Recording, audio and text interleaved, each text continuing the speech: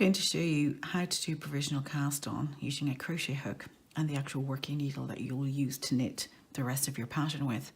Now you may want a provisional cast on if you, for example, are knitting in the flat and you're doing a big long scarf and you want to make that circular, like by joining it into a big loop scarf at the end. So provisional cast on will allow you to graft both of those ends together at the very end.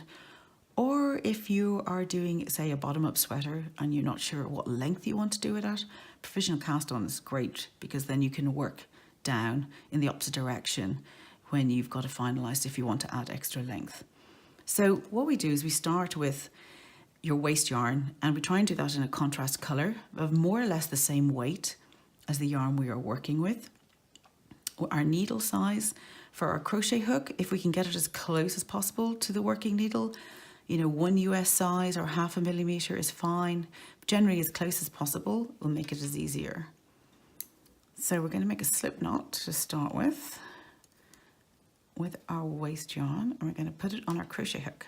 Now we're going to make a cross and lay it across our working needle, get rid of our tail, and then we're going to bring the yarn around the back of the needle, across the crochet hook and down.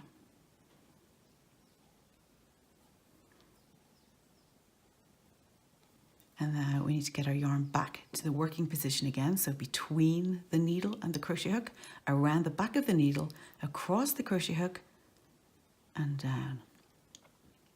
And back to working position, behind the needle, across the crochet hook and down.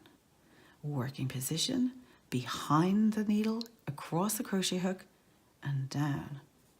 And we keep really working this way until we've got enough stitches on that the pattern requires or calls for. So again, we go back behind the needle, across the crochet hook and down. Back to working position with our yarn, behind the needle, across the crochet hook and down. And so you would continue on until you have how many stitches that you require. When we get to the end, what we're going to do is cut this yarn. And then we're going to tail that through. We can't have that because they would just all unravel. So we just slip that through. And there is our provisional cast on. And then we would happily start on row 1, what I tend to do, and work away with our working main yarn. And off we go.